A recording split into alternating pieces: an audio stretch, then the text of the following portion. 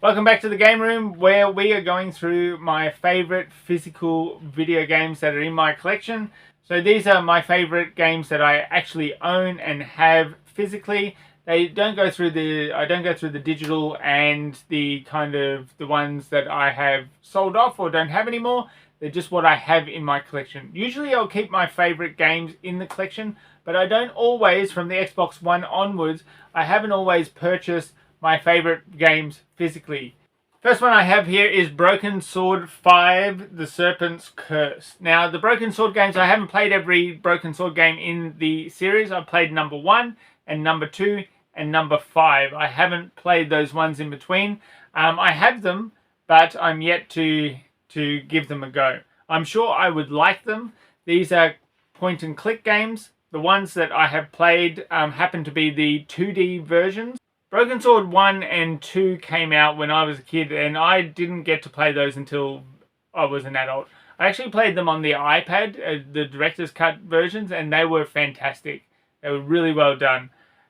I was very excited when I saw Broken Sword 5 was going to be 2D, just like those original ones. So the same voice actor that did George Stobart, the main character in those original ones, came back and did the character for this one.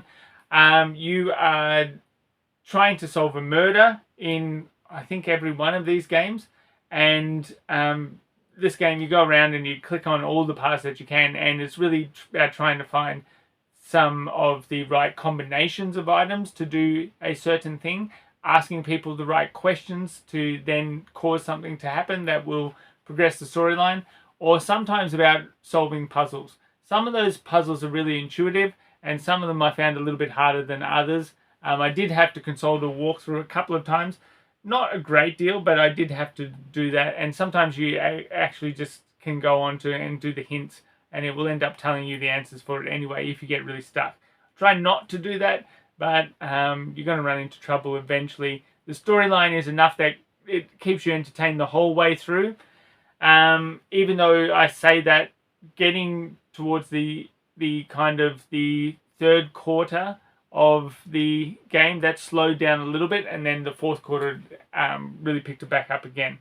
So there is a little bit that slows down, but it is really well worth playing.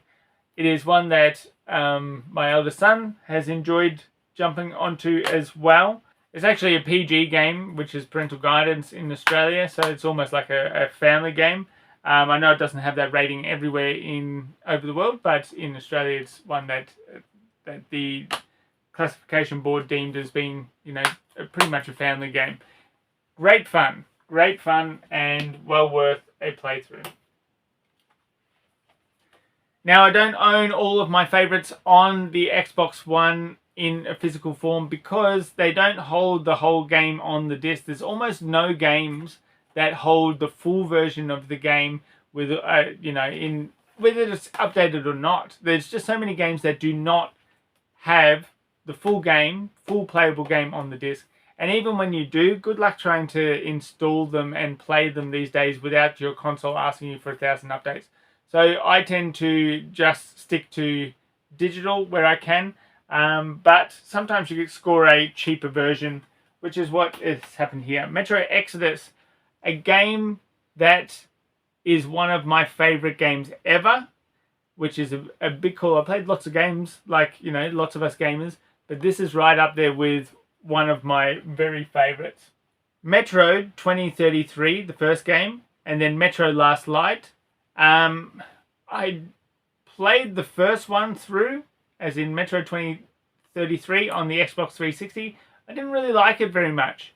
It was a first-person shooter where your bullets were limited, and you are a player who is living in the tunnels in Russia after a worldwide disaster, and that's basically the only inhabitable place that you have been able to find, and anytime you go out, you have to wear a mask.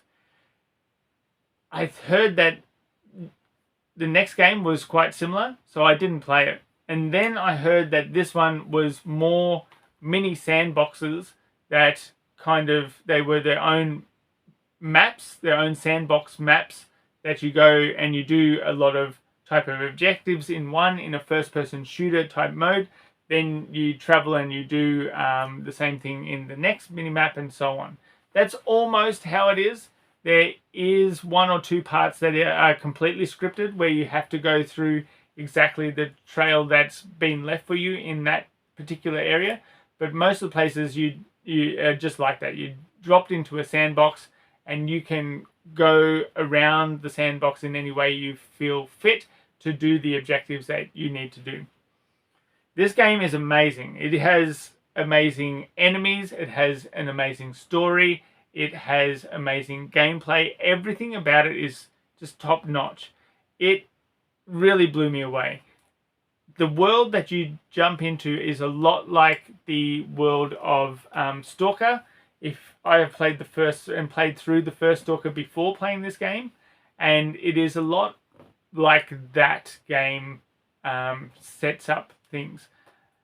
So the monsters are similar, the players are similar, the storyline is kind of similar, but I think some of the people who worked on that original Stalker game worked on this game as well. So that probably explains why.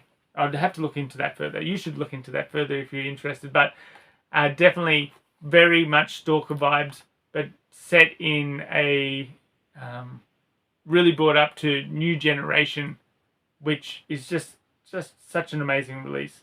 There's a bit of weapon crafting, really light RPG elements that don't really play much into it. I didn't find a lot of fun doing the crafting and things that were needing to be done, but they are so light that it's really over in a blink of an eye, and then you're back to the action. A lot of kind of sneaking around because you don't want enemies to find you, but you can tackle your most encounters the way that you would like. So if you want to sneak in and do the whole lot stealth, you can. If you want to go guns blazing, you can do that. If you want to pick off a few people from the side, go around to another side, do it that way, you can, except for those scripted kind of events. This game is awesome. Give it a go. I don't know what else to say about it. It's just a really great game. I've got Rocket League. The internet's struggling out here, but Rocket League is certainly one of my favorites on here, but it's not one of the physical games that I have. The last physical game that I have to talk about as one of my favorites is Mad Max. Mad Max is a game that is starting to get more praise nowadays. When it first came out, and certainly a long time after it came out, there wasn't really much that was spoken about it. Mad Max does not follow the movie storylines. It doesn't tie into the movies very much, except that it has the Mad Max character who's played by a different actor than any of the movies. So it's not Mel Gibson, it's not Tom Hardy, it's a different person entirely. And the character models are different. It's not trying to be either one of those people.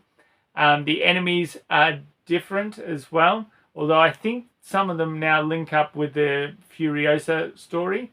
I really love the Mad Max movies, number 1, 2, 3. I love Fury Road.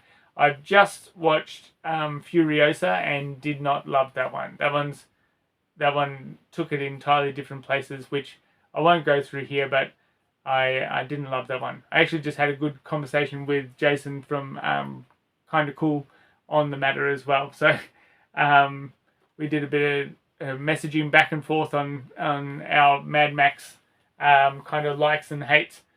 Anyway, this game is very much like a continuation of... I played before this one, I should say, a Warner Brothers game that I played before this one was Batman Arkham Asylum. And all the best bits of that seem to be taken and used within this game. All the good kind of gameplay mechanics. It's a third-person game. The fighting is very similar to that Batman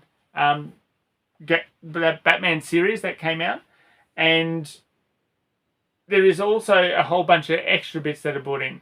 This game is very similar to the reasons why I like this game, which is the car combat very much feels like your original Carmageddon game on the PC. I loved that Carmageddon game so much, and there aren't many games that really do the feel of that game with their car combat. This game has excellent car combat. That game has excellent car combat, and it's one of the reasons why I really loved Mad Max. So it melds that third person fist fighting mostly. You do get weapons, but it's mostly fist fighting with car combat and a good storyline to boot.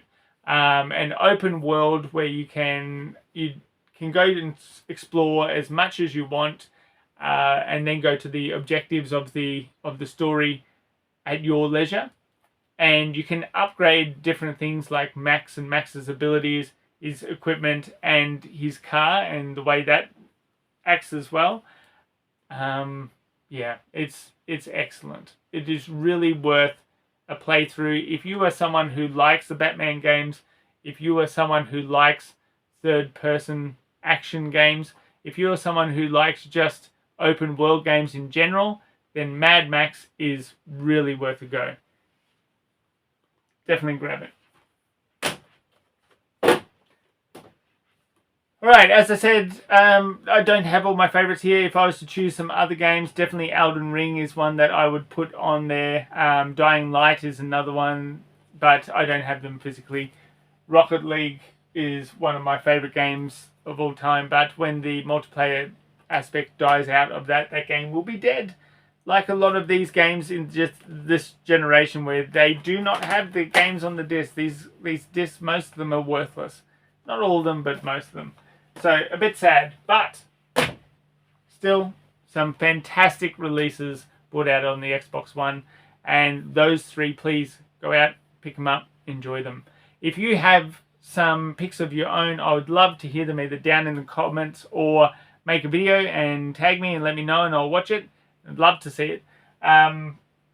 Thank you to Chris from The Real Bit Wars for kind of posing this question, and it's really giving me some mileage making a lot of videos off of this one.